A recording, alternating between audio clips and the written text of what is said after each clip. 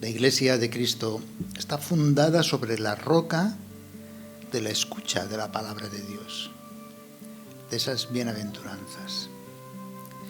Hacemos iglesia cuando nos ayudamos y nos acompañamos en esta casa, escuela de discipulado, en ir escuchando juntos la palabra de Dios para ponerla en práctica. Entonces somos familia de Dios.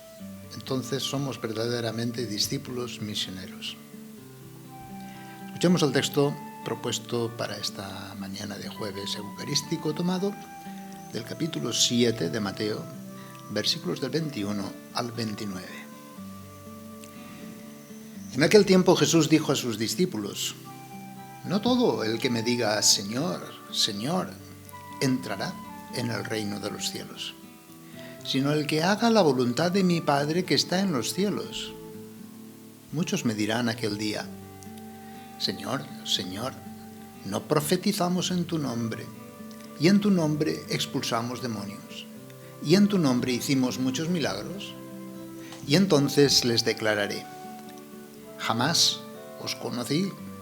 Apartaos de mí, agentes de iniquidad. Así pues, todo el que oiga estas palabras mías y las ponga en práctica, será como un hombre prudente que edificó su casa sobre roca. Cayó la lluvia, vinieron los torrentes, soplaron los vientos y embistieron contra aquella casa. Pero ella no cayó, porque estaba cimentada sobre roca. Y todo el que oiga estas palabras mías y no las ponga en práctica, será como el hombre insensato que edificó su casa sobre arena. Cayó la lluvia, vinieron los torrentes, soplaron los vientos, irrumpieron contra aquella casa y cayó. Y fue grande su ruina. Y sucedió que cuando acabó Jesús estos discursos, la gente se asombraba de su doctrina, porque les enseñaba como quien tiene autoridad y no como sus escribas. Dios Todopoderoso y Eterno, que con amor gobiernas los cielos y la tierra, escucha paternalmente las súplicas de tu pueblo y haz que los días de nuestra vida transcurran en tu paz. En esta escuela de la palabra, en esta escuela de discipulado que nos encontramos, Jesús hoy nos enseña a fundamentarnos en la verdad. La verdad no se encuentra en lo que podamos decir, por exacto y bueno que pueda llegar a ser, sino que se encuentra en los hechos, en la práctica. Si la pobreza de espíritu es importante, al igual que la pureza de corazón, la obediencia es otro consejo esencial que se nos da hoy para la vida cristiana. La verdad no se encuentra, considerémoslo bien, como una idea, una teoría, sino que la verdad se encuentra en la escucha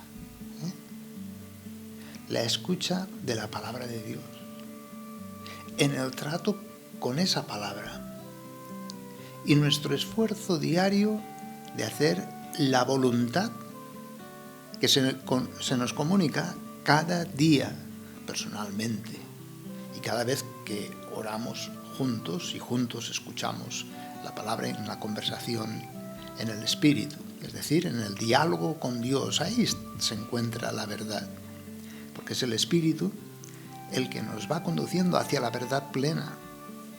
No confundamos la roca en cuanto a su inercia, frialdad, sino como cimiento firme en el cual sostener todo lo que somos y hacemos. Una roca que, como dice San Pablo, igual que las raíces, que consiste en el amor infinito de Dios. Por eso habla: para que habite Cristo en la fe en vuestros corazones, a fin de que, arraigados y cimentados en el amor, seáis plenamente capaces de comprender con todos los santos cuál es la anchura, la longitud, la profundidad y la altura, y de conocer el amor de Cristo, que excede todo conocimiento, para que seáis llenos de toda la plenitud de Dios. San Juan nos habla de la coherencia entre la fe y la vida, cuando afirma: quien dice creer en Jesús debe vivir como vivió Él. Cuando la fe viene confesada desde el corazón, se traduce en obras. Como dice San Pablo también, la fe actúa por la caridad. Nuestra roca no es pensar en Dios, ni hablar de Dios, sino hablar con Dios. No el que dice Señor, Señor, tampoco en el hacer, en el activismo, aunque sean buenas acciones, porque el Señor nos lo indica: profetizar, echar demonios, hacer milagros. Cuidado. Nuestra roca es escuchar, ese Shema de Israel, que significa tanto oír con atención y respeto como obedecer. Así lo expresa Jesús, nuestro Maestro: el que escucha estas palabras mías y las pone en práctica. Vosotros sois mis discípulos si hacéis lo que yo os mando. Ya en el Antiguo Testamento era problemático encontrar la diferencia entre los verdaderos y los falsos profetas. También en los primeros tiempos de la Iglesia, en la comunidad, concretamente de Mateo, aparecerían profetas de todo tipo. En consecuencia, se necesitaba un criterio fundamental para poder discernir entre los verdaderos y los falsos. Son quienes tienen un corazón abierto para escuchar la palabra de Dios. Así podemos entender la centralidad espiritual, por ejemplo, en la orden de los predicadores, con esta frase de Santo Tomás de Aquino: contemplata alis tradere, es decir, predicar lo contemplado. Dar a los demás los frutos de la oración y contemplación. No evangelizan los maestros, los que tienen ideas y las comparten, sino los testigos, los que han visto, han contemplado, han experimentado vivencialmente. Acerquémonos, pues, a los hombres de oración, no a los que parecen sabios y entendidos. La base o la roca sobre la que se funda la Iglesia no puede ser otra más que la palabra que sale de la boca de Dios. Escuchar la palabra o enseñanza de Jesús, que es viva, eficaz, transforma. De tal forma que da fruto en aquel que la escucha. Ese fruto es poder llegar a ser hijo de Dios. El fruto de la palabra es ser discípulo de Jesús. Fruto del don de Dios son las obras según Dios. Esto es la obediencia a la palabra.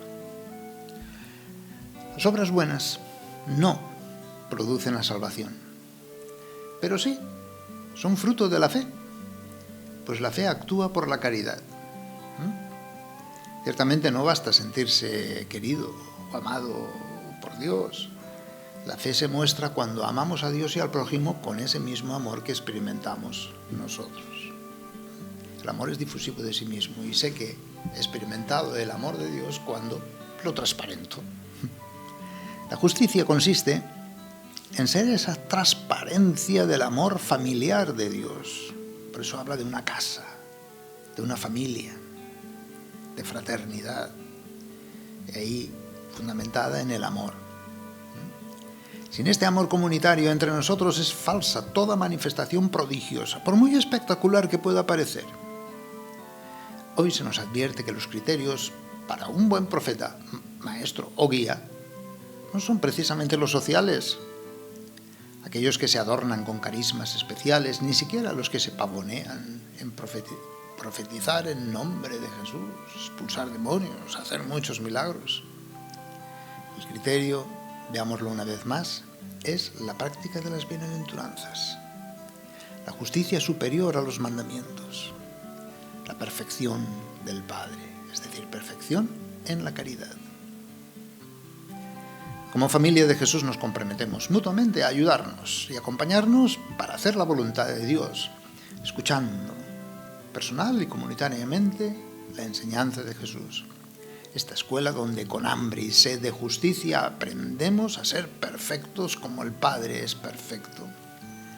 Solo orando, tratando con la palabra de Dios, escuchándola y respondiendo a esa palabra, en la vida fraterna cimentada en la palabra y el amor perfecto de Jesús, en la misión de cada uno con sus carismas en función de la edificación como casa, familia en el amor, y en la concreción de cargar la cruz cada día, podemos cimentar toda familia. Si tomamos ese cimiento, si tomamos otro cimiento, cualquiera que fuere, construimos sobre arena, tarde o temprano todo se vendrá abajo y grande será la ruina. Contemplemos esta mañana a Jesús predicando con la palabra y los hechos el amor gratuito, la compasión, la misericordia, el sacrificio.